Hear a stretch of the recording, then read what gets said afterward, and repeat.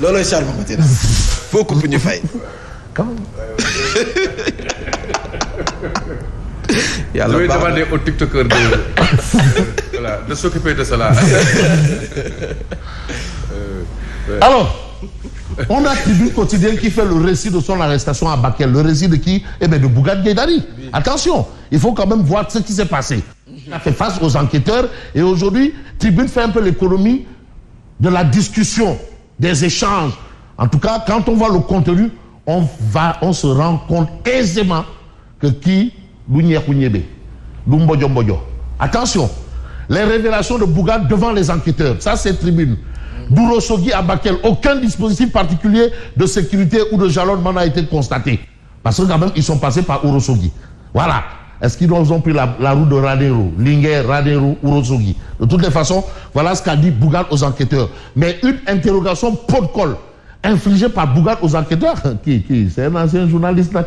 Alors, mais comment notre cortège pouvait-il être un obstacle ou une entrave au déplacement de son excellence, mais par hélicoptère? Où est le rapport? Lui, il est en haut, moi je suis en bas. Lui, il est en haut, je suis en bas.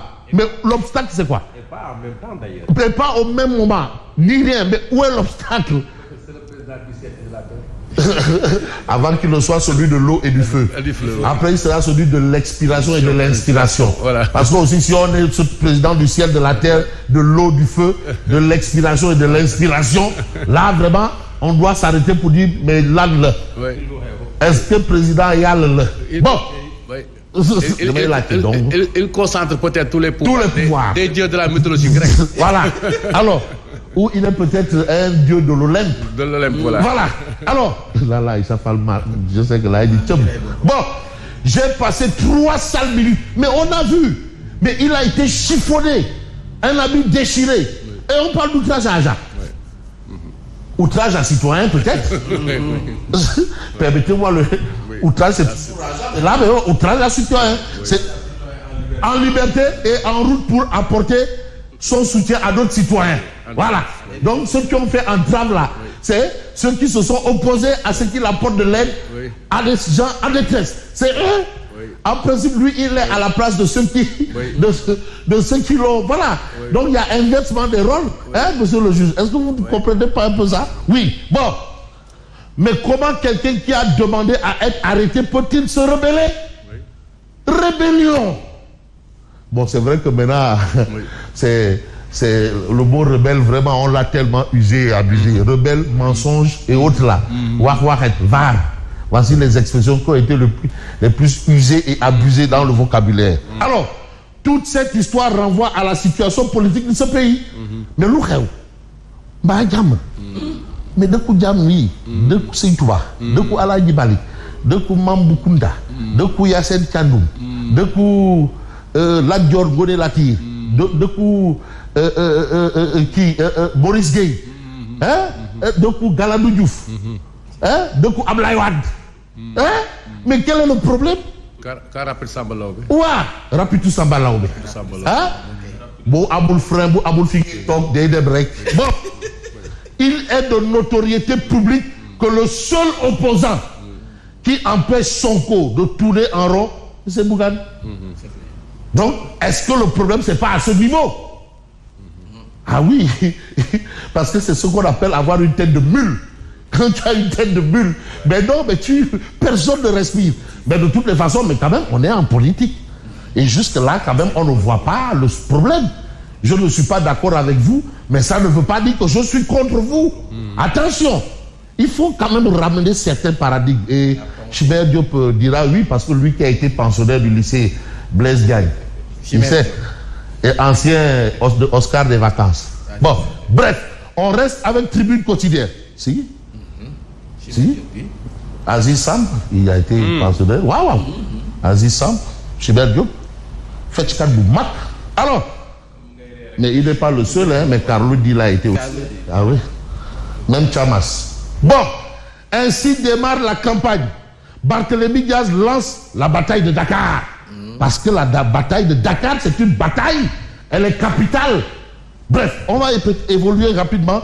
Et j'ai envie de prendre 2 minutes pour lire l'essentiel. Message exclusif de Bougane. que mes colistiers viennent en paix à Tamba où je ferai face à la justice de mon pays.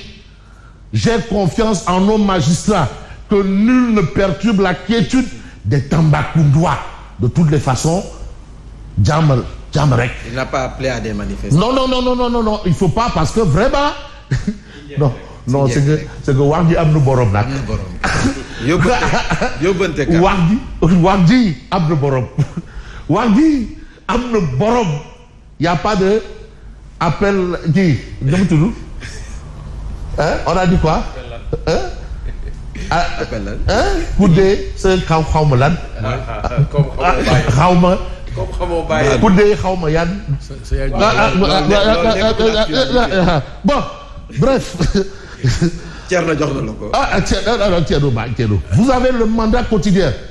Mais le mandat quotidien parle de révélation inédite du procès verbal fuité. Bougane au cœur d'un procès politique.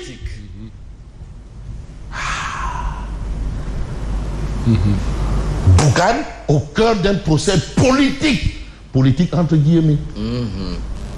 Donc on peut sous-entendre, on peut suspecter, parce que quand même le contenu mais du procès verbal, mais attends, mais montre en réalité, il n'est reproché de absolument rien du tout.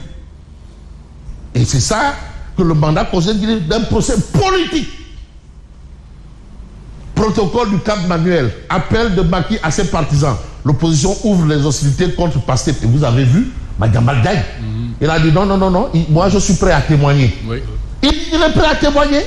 Donc il y a un témoin qui se débat. Je veux témoigner. Ouais, je veux témoigner. Oui. Pas les témoins quand ils ont accusé quelqu'un d'avoir. Ils viennent avec des coupures de journaux. Il a été clair. Hein? Ouais. Non, il a été clair. Non, Madiambal, il a jeté un pavé dans la mare. Oui. Parce que ça, c'est historique. À un moment, on a pris tout le monde. À un moment, on a libéré tout le monde. Les gens disent, mais Walou. Il dit qu'ils ont bénéficié du soutien politique, financier et matériel de Macky Sall. Là, il et c'est Madiambal Diagne. Oui. Non, c'est pas n'importe qui. Madiambal Diagne. À la suite des révélations de notre grand journaliste Issa Sall. Issa Sall qui dit que Sonko a été expulsé de prison pour rencontrer Macky Sall. Mais demandez. Oui. Comme les Ivoiriens disent, on sera se voir. On sera se voir. Mais vous avez le public, on sera se voir. Oui. Protocole du Cap Manuel, Madiambal Diagne persiste et signe. Sonko a bel et bien négocié la loi d'amnistie. Oui. Sonko a bel et bien négocié la loi d'amnistie. Oui. Le candidat de Jam Akjerim exige l'ouverture d'une enquête sur le protocole du Cap Manuel. Madiambal Diagne prêt à témoigner pour l'éclatement de la vérité sur le deal Macky Sonko. Macky Sall a financé la campagne présidentielle de Sonko et Diomaye. Oui. Ah bon? Oui. Oui. Selon Madiambal.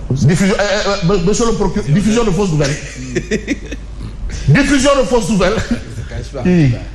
Diffusion de fausses nouvelles. Il dit jurisprudence Bougane Gueye.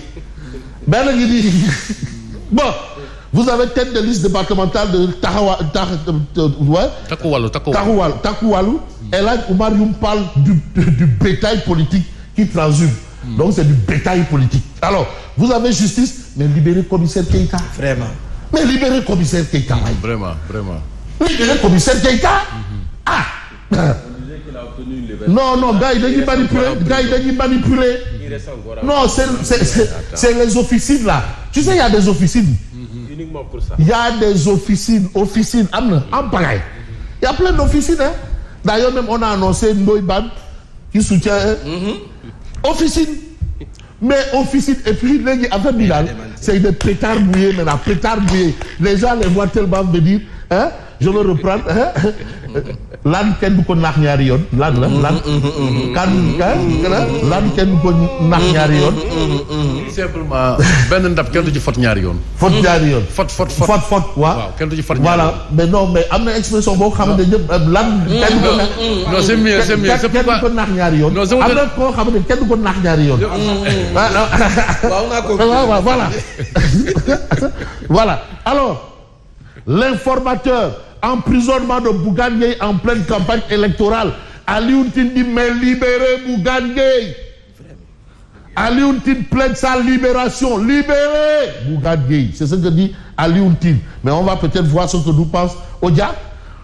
Le débat a lieu au final. Comme c'est sans dégâts, ça passe. Vous avez député du peuple qui a le statut de député du peuple.